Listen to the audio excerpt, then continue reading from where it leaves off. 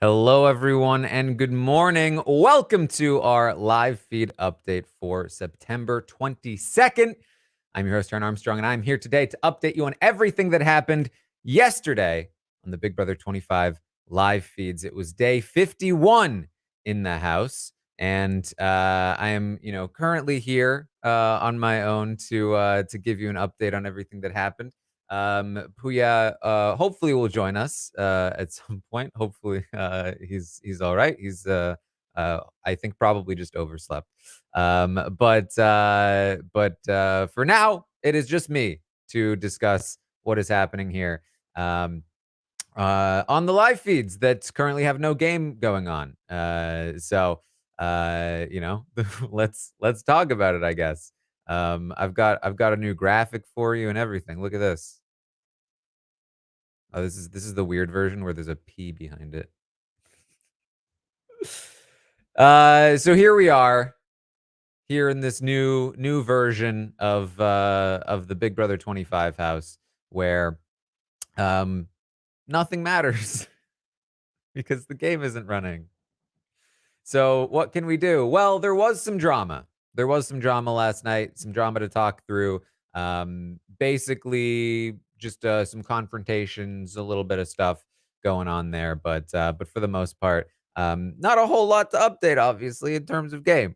On top of that, there really wasn't a whole lot that went down prior to the eviction either.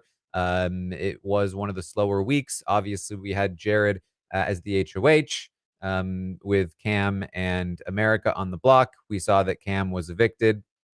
And then going into the double eviction, Corey wins the HOH.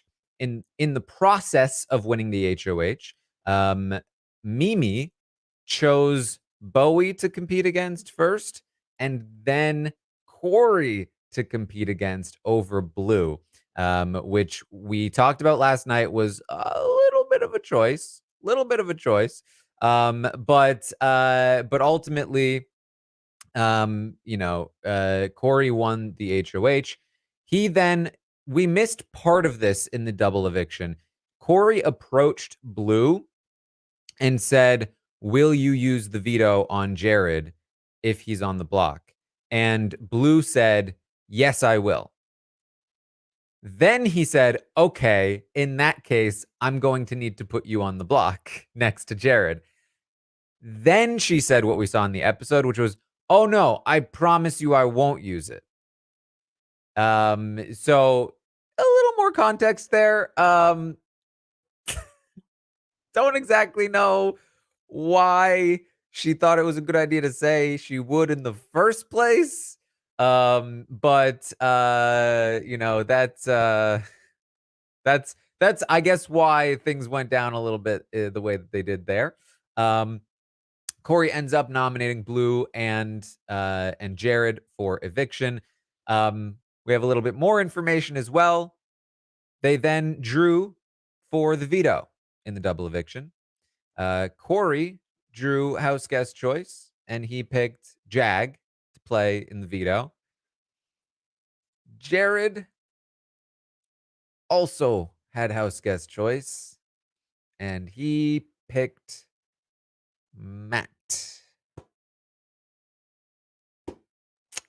Picked Matt to play in the veto. He did. We knew this was a possibility. I kind of hoped it wasn't the case because oof. Yeah, he picked the guy that ended up beating him for the veto. Even after Matt picked Suri to compete against in the HOH. Who? So that's what happened. Matt then wins the veto. And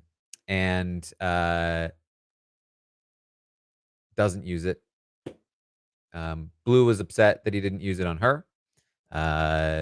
Jared was upset that he didn't use it on him or at all. And when the feeds come back, it's been a few hours since the double eviction. In the time between the double, of course, Jared was then evicted 6-1. In the time between the double eviction when the feeds came back, there were a few events that occurred. We don't know exactly how they went down, but there were some arguments. Apparently, Felicia had some kind of fight with Jared.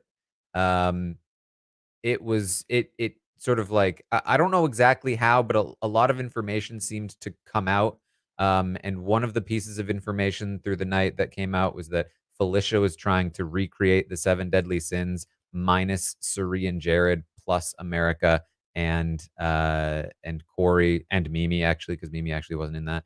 So basically that she was trying to the alliance that they're trying to put together that we've been talking about all week, just rebranded or branded or not rebranded, but branded with this previous brand. You know how companies are always naming things the same thing over and over? It's like that. Um, so that kind of came out, and I think that that was part of that fight to some degree. Um, and it went down. Suri apparently had some sort of confrontation with Mimi. Um, about, feeling like Mimi was not with them. Mimi, I guess, was not willing to go with the vote, or something along those lines. Um, there was talk about, like, there was a chance that, like, if Mimi, Felicia, and Bowie had, Mimi and Felicia had been considering voting, Blue out over Jared with Suri, and that all they needed was Bowie. But Bowie didn't wanna do it. It's all very confusing stuff because we didn't get to see the conversations that they're talking about. Um, I would imagine that we kinda clear up a little bit of this stuff, in the Sunday episode in terms of, like, what went down and how information got out and all that stuff, but at the same time, it doesn't really matter because we're a week away from anything happening and then another week away from the next eviction, so, like and on top of that, like, pretty much everything is, like, in the same place that it was, before the double eviction, at the moment. So, uh, another thing that happened, and I don't know exactly how this happened either, but, something occurred. Think I think it had something to do with a conversation with Mimi and Corey, but, at some point in the night, Corey remembered we talked about this, right? Weeks and weeks and weeks ago, when the Brown Sugar Babes were formed, Jared told Corey about the alliance. Um, Corey subsequently, the theory was, from me at least, that he then forgot about it. Because after he dumped all of the information, that was not one of the alliances he dumped, and it was one of the only alliances that lasted after all of the alliance info dumped because it wasn't exposed. And we were like, why isn't he exposing the Brown Sugar Babes? Did he forget about it? Yes, he did forget about it. He is going to talk about it later. He had forgotten about it. He calls it, I think he's like, it's like the brown sugar or something. Um, and he had forgotten about it for a while, but something about the night's confrontations and conversations that happened uh, jogged his memory, and so now he has told Mimi that he knew about it, and he's going to end up telling Matt and Jag about it as well, but not in like a serious way, just in like I'd completely forgotten about it. I didn't think it mattered kind of way. Um, so that also happened. I don't know how impactful that is either, because at the end of the day, things are still mostly the same. Um, so when the feeds did come back, Suri and Jared are confronting Matt because they now know that Matt was against them again. And Matt is apologizing, and Jared kind of calls him a snake, and then he kind of walks it back. He's like, I mean, who's the real snake here? Not that I'm calling you a snake. And Matt's like, I don't think I'm a snake. And Suri is trying to play kind of like good cop to Jared's bad cop in this moment. Matt is very much not trying to not trying to ruffle any more feathers, like not trying to be like, well, I was justified. He's very much like, oh, well, I was hearing some stuff, and so I'm sorry. Like, I don't know. Um, and they're kind of upset. Um, Jared's eventually gonna leave. Uh, but it's a lot of just like, you should have talked to us. You're gonna believe them over us. Why didn't you talk to us? Cerie's main thing is like, I think that, like, what have I done since we came back together? When we were coming back together after last week, and we came to the Seven Deadly Sins meeting, and we were like, we're gonna do this now. We're gonna trust each other. What did I do to not have your trust after that? And it was like, well, I heard for real was coming back together. She's like, that's not true at all. Um, what Cerie doesn't know is that everything she's talked about over the last week has been exposed, from Jared to Blue, everything we've talked about already. And so it's not anything major, because she hasn't been doing anything major, but like throughout the week, little bits and pieces have been exposed that have made people dig their heels in even deeper about not trusting Cerie. And they don't really want to get into the details of that, nor do I think they probably remember every little detail, because again, it wasn't anything major from that point on. So she's really trying to take the stance of like, well, after last week, after Izzy left, what have I done since then? I've been good. I've been being a good boy. Cam says that again last night, by the way. And so that's kind of the main stance here. Jared ends up leaving to go talk to Blue. We'll talk about that in a little bit. And then Jag comes into the room, and Felicia comes into the room, and they've been talking a bit about the Seven Deadly Sins thing. At some point, Bowie also walks into the room, because they're in the comic room. Bowie's just like, you guys keep talking. I'm just going to stay in here. You guys are in my room. It's bedtime. Do what you got to do. And so with Jag in the room, Cerie is more confronting Jag than she was Matt. I think with Matt, she was like, I think I still maybe have an in there. I'm not I really want to play good cop here. With Jag, she was more pointed. She was like, Jag, what have I done to make you do this to me all the time? And Jag is like, what do you want from me? And she's like, I've just heard so much about you over the last few weeks. And he's like, I just feel like I was being used as a scapegoat for the last few weeks. And she's like, that's not what I hear. I hear that everyone likes you. And he's like, no, everyone likes you. Um, and they go back and forth, and she's like, so what have I done this week? What have I done? And he says, I don't want to throw anyone under the bus. That's it. She's like, well, you don't have to throw anyone under the bus. You just have to like, what are you hearing? He's like, I don't want to get into it. I just don't want to. He just kind of throws the wall up. Like, he basically is just like, listen, this is not getting fixed, the two of us. And this conversation is not productive for me. And so kind of cuts that off. And the conversation is just going to go in circles from there. It really doesn't it doesn't go anywhere. That's it. Doesn't go anywhere. Jag and Matt will talk to Corey and America after this. Corey and America, throughout this entire thing, have been in their Scrambleverse bed listening to this entire confrontation. Basically able to hear all of it. And so they're able to go point by point through everything that Cerie is saying, and with Jag and Matt, and they talk about all of the different ways that Cerie is still lying, still acting like she's innocent with certain things, and so on and so forth, right? So they're very much still anti-Cerie, anti-Jared. Nothing has changed.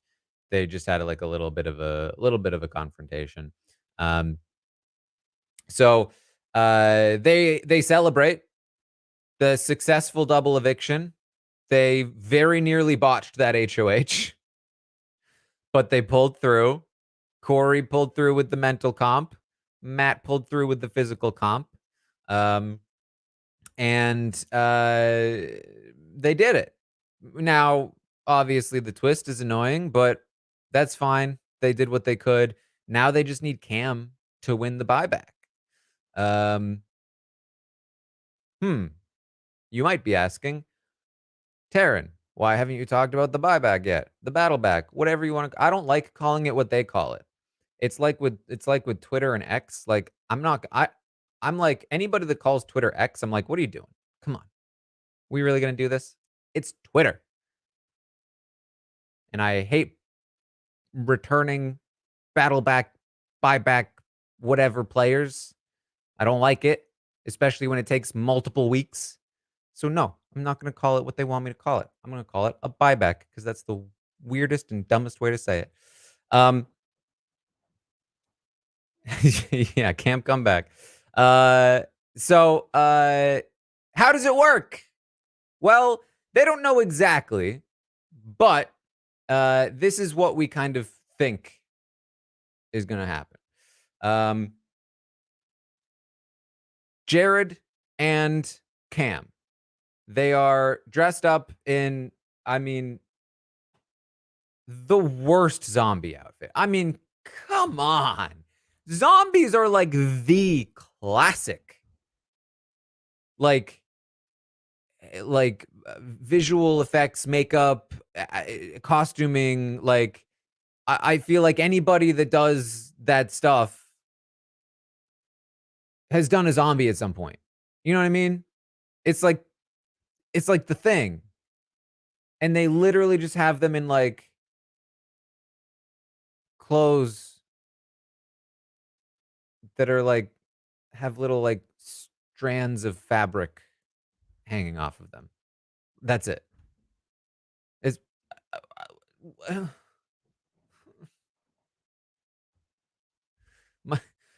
my green tinted faces on my graphic are more zombie themed than whatever they've got going on there. Ugh. It's so like, listen. I'm going to invoke this just a tiny bit because we know the recent season doesn't exist. But like Big Brother Canada would have done this right. There would have been lights flashing. There would have been spooky stuff. They would have looked like actual zombies. The double eviction wouldn't have been them coming out to Julie to be like, hey, so actually, you're not done yet. It would have been like some dramatic, like, don't speak. Follow me. You know what I mean? Like, come on. Anyway, here's how it works. They're dressed up in the zombie gear. They're dressed up in the rags. And they're competing. I don't know exactly what's going on with the competing, but basically they've already started the competition, I believe. And they're going to continue to play the competition over the course of however many days, I guess. I don't know. But there's a competition that they're competing in. They said they're like roughly tied right now, I think. And the winner of the competition that takes place during the week, that I assume will be on the Sunday episode, will then get to choose whether they want to compete in another competition that will be live on Thursday's episode. So you get that? So if, say, Cameron wins the competition they're playing now, then Cameron will then get the choice on Thursday. Do you want to compete or do you want to make Jared compete in a competition on Thursday? The Thursday competition, they suspect, is going to be like Caitlin's puzzle. Or something along those lines. So if, say, Cameron wins the competition during the week, and then says, I want to compete, I want to play, I want to do the puzzle. Cameron will then do like a Caitlyn puzzle on Thursday. If he succeeds in doing the puzzle, Cameron comes back. If he fails the puzzle, Jared comes back. Cameron, if he won, could also choose to have Jared compete instead of him if he feels like it's going to be really hard and he wants Jared to fail at it so that he can come back. He would also have that choice. It's so what are we doing here? As of right now, they both plan to choose to play if they have the ability, which is probably the right call. They don't know if they're going to be able to see what the competition is before making the choice. You would assume that you do get to see it because why else would you even need to, like, what is the point of having the choice if you don't get to have any information for the choice? So it's not necessarily going to be a Caitlyn puzzle. It could theoretically be anything. Probably just something that is timed that they need to complete within the time frame. And if they don't complete it, then the other person goes in. If they do complete it, they go in. So this is, I guess, them they were like, listen, we loved the Caitlyn puzzle idea, but Caitlyn screwed it up. And so how do we make it foolproof? How do we make it so if they fail, we still get somebody coming back in the game? And I guess the solution was you get two people. And if they fail, the other person comes back.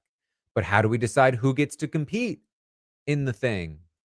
Well, I guess we could have them compete in a separate competition to determine the right to compete in the puzzle competition. Oh, okay. Now we're cooking.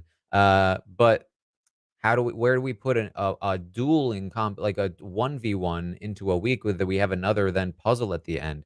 Well, we could just cancel the whole week and just only do that. We have 100 days to fill. Oh man. Twist person, you really got it. Got it going on. So that's the plan. That's what our week is going to be. We're going to have this competition play out, and then on Thursday it's going to be another thing, and then if that person doesn't win the HOH, then they're probably just going to be targeted the week after. But hey, you know. I tweeted this out. Next Thursday will be day 58. Yesterday was day 51. Heisem was evicted day 23. Period of 35 days between Heisem being evicted and next week. In those 35 days, only 2 people will have left the game.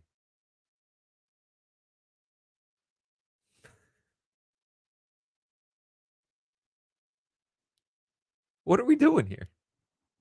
That's over a month. That's over a third of the entirety of the game.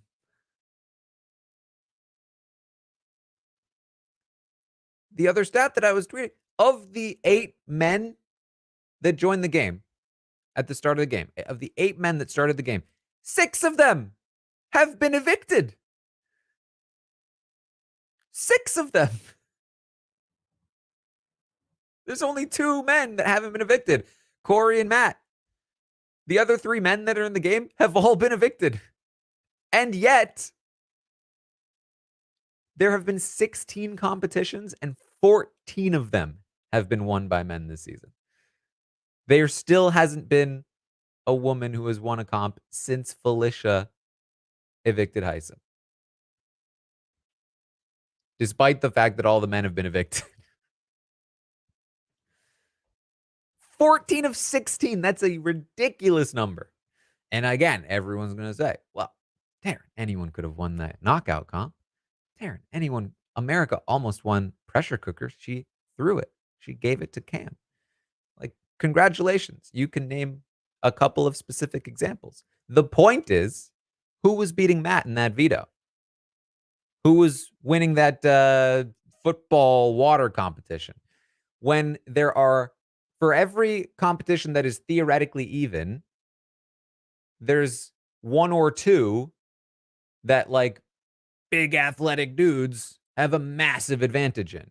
And so all it takes is a couple of unlucky results in the even competitions, and all of a sudden you're looking at incredibly lopsided statistics, not just for the season, but for every single season over the last like 5 to 6 years.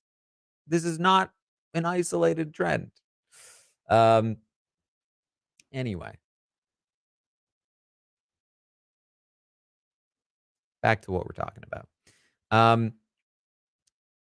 In the house, Corey and America talking to Jag and Matt throughout the night. There's a bunch of different kind of conversations. I'm kind of condensing them a little bit.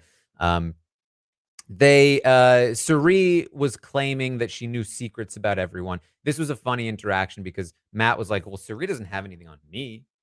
She just knows I use the power, but like, I don't know. Everyone basically knows that already.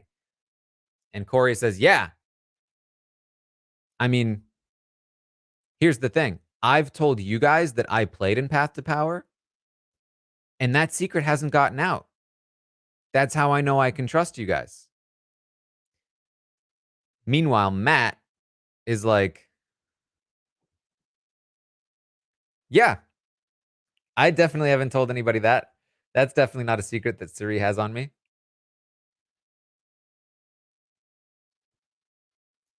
While this is happening, Jared is talking to Blue. They have a long conversation where basically she admits to what was going on. She feels played. She feels like, let me give you Blue's story again so that you have the context for what she's talking to Jared about. Last week, Blue felt like she was being played by Jared. He didn't tell her all of the information that was going on in his game, and he was trying to isolate her from her friends and target them. She found out what he was doing, felt like he was playing me. I don't like it, and she was like, "Screw Jared, I'm going after him." Then quickly realized doesn't make sense for me to go after him. I'm just not going to give him information anymore. I'm going to try to play the middle, and I'm going to try to keep try to keep Jag and Matt from targeting Jared, and try to keep Jared from targeting Jag and Matt, and keep all my allies in. It's a good impulse. I like the thought. However, she was very unsuccessful in her attempts. It was very blatant to Jag and Matt what she was doing, that she was trying to protect Jared, and trying to target Suri instead of Jared. And they didn't like that. They wanted Jared gone. And so over the course of the week, they started telling her less and less. They started exposing more and more of her secrets. Blue ended up making a final 2 with America called the Sirens, and also told America that she planned to put Corey on the block. Why does this keep happening? America, of course, told Corey, which solidified to Corey that he should put Blue on the block. And Jag and Matt agreed with the plan to put Blue on the block because it made the most sense, because Blue would maybe use the veto on Jared. And so when Corey won the HOH, that's why he asked Blue, will you use the veto on Jared? She said yes. And he was like, so you got to go up then.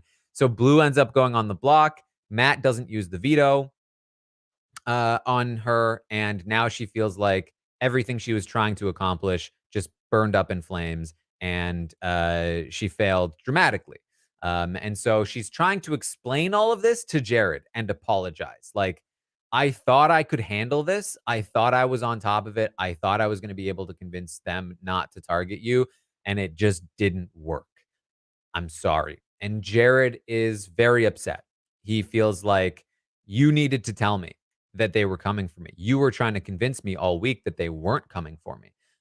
There's also another little thing about like an indiscrepancy between Felicia and Blue, where Blue is trying to claim that she didn't know anyone was coming for Jared until Sunday, and Felicia's like, that's a lie. You knew way before Sunday. I don't know why Felicia was involved in that, but it was a thing.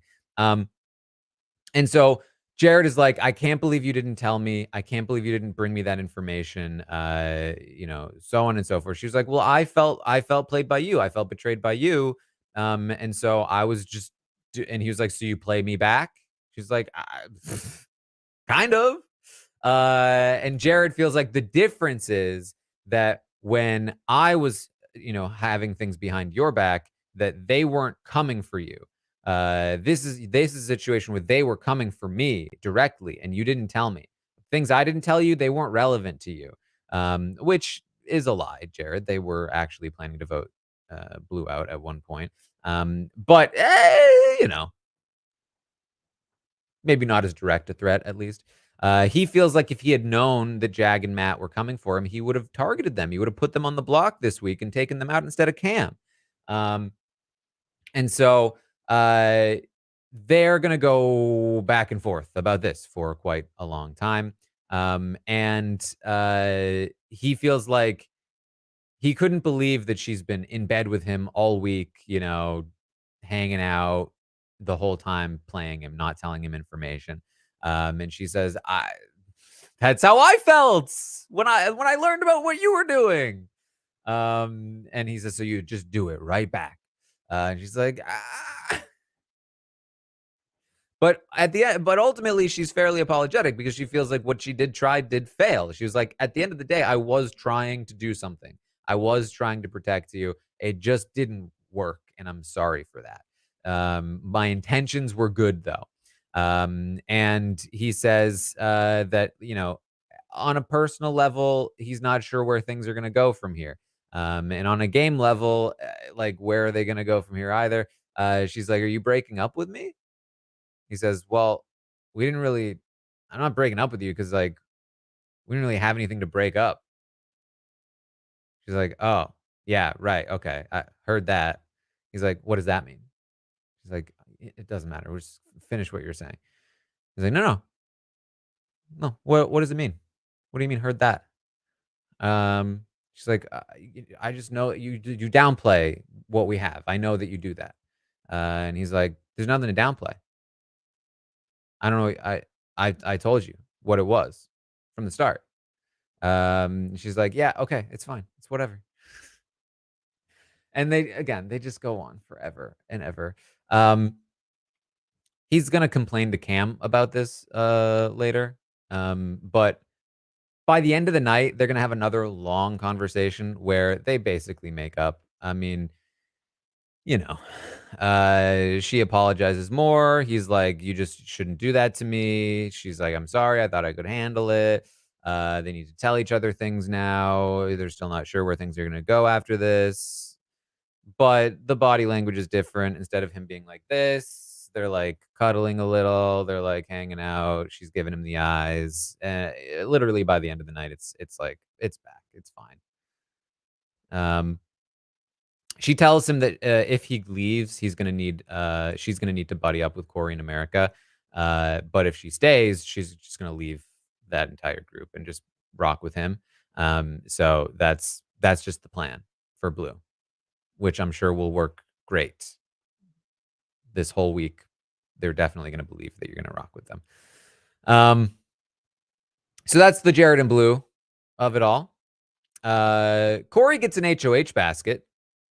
And he gets a photo of his family, including his brother. And it was kind of funny. Everyone looking at the picture and being like, "Oh, this guy! Now I know who you're talking about. I recognize him now." The basket did include Lunchables, or a Lunchable at least. And it also included, I found this particularly funny, a tongue cleaner. Props to whoever on production decided to throw that one in there. Not that we need any more of that. You know what I mean? How about the opposite of that? Can we get is there like a spray that will make your breath worse so that they just stop kissing all the time? Anyway, that was funny. Jared's gonna go and talk to Cam, and he tells Cam's really gonna talk to Jared. Cam tells Jared, "Listen, no matter what happens, uh, we have to work together. Obviously, only one of us is going to come back into the game, but whichever one of us does come back into the game, we should I want them to succeed. So we should share all information with each other. We're in this together." Um, Cam's 100% right. Uh, you know, this is the incentives that you give the players. They're both out of the game. Only one of them can come back, yes. But of course, why not? If you're in the game, the other person is not in the game. If they're in the game, then you're not in the game. So you might as well tell them literally everything, except for you don't need to tell them that Cerie's your mom or anything. But what does it matter? Cam, there's no social aspect to the week. There's no social game going on this week. It's literally just all comps. There's no vote. It's not like Cam can go to Mimi and Felicia and be like, "Hey, Jared threw you under the bus. Don't want to keep him here, do you?" It doesn't matter what they think. It just comes down to the comp. So there's no incentive for Cam to rat Jared out and vice versa. Um, so they might as well just share all information and just try to, you know, get into the best position possible. Um, so that's what Cam is pitching to Jared. And Jared is like, "Yeah, that kind of makes sense. Here's what I've got." He explains what happened with Blue. He says that he would have nominated Matt this week if he had known the information. He says that him and Suri were the only two people who were willing to keep Cam this week. And he says, "I also know who played in Path to Power." He doesn't really want to tell Cam, but Cam kind of is like, "Hey, come on, come on. Who was it? Was it America?" He's like, "No." "Corey?" "Yes." "Oh, okay." He asks, "And Suri?" And Jared says, "No." Don't know why he's lying about that when literally everyone else in the house knows, but hey, what are you gonna do? They talk about who could we work with? Can we work with Suri? Yes, we can work with Suri. So on and so forth. Uh, Cam is very much like I don't really have any information to talk about. This is when he says this. I've been being a good boy. "I've been being a good boy. I got nothing." Suri comes in and she's like, "Hey, it's my zombies. I'm a walking zombie right now. I'm basically with you. I'm on an island." Apparently before Cam left, before Cam was voted out, he talked to Suri about how she was basically going to be in trouble, and how if he comes back, they can work together. And now he's back. They talk about working together. There was a funny moment for me when Suri comes in and she's giving Cam the Suri stuff. She's giving Cam the social game.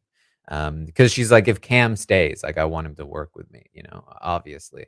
But obviously I would prefer Jared stays, but I gotta work on Cam." But at the same time, Cam is so overtly working the two of them, trying to use Jared's relationship with Suri to mend his own. And there's a moment there, I think, where Cam was like, "Yeah, and we got to stick together, Suri. It's just us in this game." And there's a moment, I think, when Suri and Jared kind of realize "Oh, for as much as we're playing him, he's trying to play us, right?" He's trying to get us. He's trying to get rid of my son and take his spot, essentially. And I have to play into this because it might be what happens. But the point here is that Cam very much is trying to get in with Suri, seemingly work with Suri if he stays, or at least have an in with her there. Um, so we kind of assumed that this would be the case. That Cam is basically just a free agent, and he will work with whoever needs him the most. And right now, that's Suri. I think it makes a lot of sense for Cam to work with Suri. I think it makes a lot of sense for Cam to we'll see. I think that his biggest threats right now are Matt and Jag, but as are really everyone's biggest threats right now. But at the same time, he can't really position himself as the only anti Matt and Jag person. He can't just be used as a weapon like that. So he's got more work to do if he wants to really reintegrate. But hey, uh, that's what they're doing. Corey, Matt, Jag, and America continue to talk through the night. We talked a little bit about Mimi and how she picked Corey for in the HOH competition to compete, and they were not happy about that. Basically, they're like Mimi showed her cards by picking Bowie first, and then Corey. Basically, Mimi is the reason why we almost botched that HOH competition, um, and they're not happy about it. You know, like Corey was like, the thing about it too is that Mimi's not even like working with Blue. She just really wanted Jared to stay. And that was very not good in their eyes. Um, so uh I don't like this. Listen, there's a whole week for Mimi to fix this, and then a whole week after that to do further fixing. Um, it's not ideal, but if Jared does stay, she's still like in a kind of okay spot. If Cam stays, it's a little dicier depending on what Cam is doing. I just, man, I really just wish Mimi hadn't done that in the comp, because Blue might have put her up anyway, like, and she's still in trouble with Suri and Jared. Like they're frustrated with her too. Like it got her nothing. But listen, again, there's lots of time, lots of time. Corey tells them about this is when he tells them about brown sugar. Um, Jared and Mimi talk for a little bit. The Mimi confronts Jared about Corey knowing about brown sugar babes. He denies telling Corey about it. He's like, "How? Like, I don't know. There's a reason he didn't expose it in the first drop of information. So, like, I don't know what you want from me." It's like, Jared, how would he have known? What do you mean? Who could have told him? I think, like, he's trying to imply that it was, like, Felicia, but, like, you really Mimi is gonna believe that Felicia dropped this on Corey, and not you? I don't know. I don't know what Jared's trying to do here. Um, but at the end of the day, like, Mimi, like, doesn't care. Like, Mimi's just like, I still need to work with you, I think." So we'll see where all that goes. Blue is going to end up having conversations with both Matt and Jag separately, basically talking about what happened and how they can move forward together and trying to explain everything. Blue is very like anti Corey in America right now. That is sort of her main thing. While still saying to Jared like I might need to buddy up to them if you end up leaving. And it kinda makes sense for Blue, a little bit, to have that stance, because those are the 2 people that Blue should kind of want out right now. Not America, actually, more Corey, because I do think she can mend things with America, but she knows that America betrayed her trust, and stuff. She also is, like, frustrated with Corey about how he nominated her, even though she said she would use the veto on Jared. Um And she's upset with Matt because she feels played by Matt. She's like, "I don't know where Matt stands. I thought he was with me. I thought we were both playing the middle, and then all of a sudden he's like over on that side and he's not using the veto on me and all that stuff." So, but she's trying to rebuild those bonds again. She's trying to get back into the position she was in before, essentially. Jag and Matt discuss it afterward. They basically say that they can use the connection with Blue to try to get back in with Jared in the event that he comes back, but obviously they're still against Jared. Like they would just take him right back out if he came in. And they do kind of prefer Cam coming back in the first place. Um, I mean, the thing is, right now it feels very bad for Blue that Jared is still in the house because with Jared gone, Blue would have been able to actually play the middle, where she would have been able to go to Suri and be like, "Hey, Suri, we both loved your son."